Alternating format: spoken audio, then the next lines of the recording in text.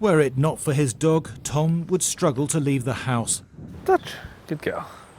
Touch.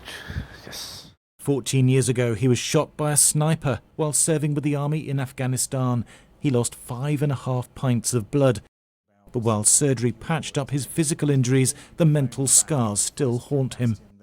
I was waking up with a person in the room holding a rifle, sort of pointing at me, but his face was blurry. In September last year, I ended up breaking my wrist because I tried fighting the person that was in the room and I punched a wall. So I broke my wrist in 2 places. Doctors diagnosed post-traumatic stress disorder. He was discharged and had years of counselling, but there's been no let-up in the flashbacks and intense anxiety. No one really talks about it. It's a massive, shunned, dark area where, from my time in the military, there is definitely people who have mental health issues, who have PTSD, but they can't talk about it. People like me, or worse, have worse injuries, give so much to the country, the military, their peers, and just get thrown out like they're worthless. You feel abandoned? Yeah. But in Cambridge, there is hope.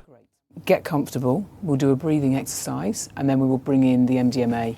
MDMA, or ecstasy, is an illegal psychedelic drug, but psychiatrists have been given the go-ahead for a clinical trial in PTSD, funded by the charity supporting wounded veterans. Early studies have been promising. Clinical trials have shown that around 70% of the people who receive treatment will improve and not meet criteria for PTSD anymore. That means that 70% of people who does this treatment might be able to reconnect with themselves, with the world. Doctors will use medical-grade MDMA in controlled doses. There's no evidence that people become dependent. But it has a powerful effect on the brain, reducing fear and increasing compassion and trust. They will feel safer to be able to revisit the traumatic memories, and that will allow them to be able to reprocess them and to try to gain a different narrative of what happened. MDMA, as well as other psychedelics, also could have an important role in neuroplasticity. That means that physically we'll actually have an impact rewiring the brain, allowing that process to settle in the long term. Psychedelic drugs are increasingly being tested in a range of mental health conditions when conventional medicines fail. But it's not easy to get a licence from the Home Office.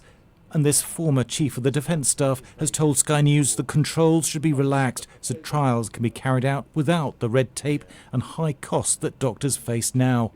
We're probably talking about a price of £40,000 versus a street price of a few pounds. We hope very much that if we can persuade them to declassify this drug for medicinal purposes, then maybe it'll become a little cheaper, and then it'll become easier, I think, for it to be distributed broadly. When you see some of these people who are suffering with complex PTSD, your heart goes out to them because they deserve this treatment. And there is a very important moral argument as a nation that we should be pushing forwards to look after them. His mind is miles away. Mike mixes his own music, inspired by taking MDMA in an earlier clinical trial. He had been overwhelmed by depression and anger that stemmed from his PTSD after leaving the army. But while under the drug, he had a profound encounter with himself as a boy, shining bright with light. We'd embraced, I held the boy, and I felt like I had a lot of apologising to do to him. The MDMA is more about being empathetic towards yourself and being able to forgive yourself. Has it healed me or has it cured me? No, I don't think it has, but it's certainly made life more bearable. The thought of suicide isn't there lingering in my head. The Home Office said the government is considering changes to regulations to make research easier on psychedelic drugs. but it won't reclassify them to allow therapeutic use until the medicines watchdog is satisfied they are safe, effective and ready for rollout. Can I have some, please? I'll take some. I'll take whatever it takes. It's a more laid-back approach than in the US, where President Trump has demanded regulators speed up assessments. What is it? Tom is frustrated by the slow pace of research in the UK. America, they're giving funding and supporting it, and they're having really good results. So we shouldn't be so far behind other countries that are doing this. Like our veterans, our emergency services, whoever still needs the same treatment. If it's working elsewhere, it should work here.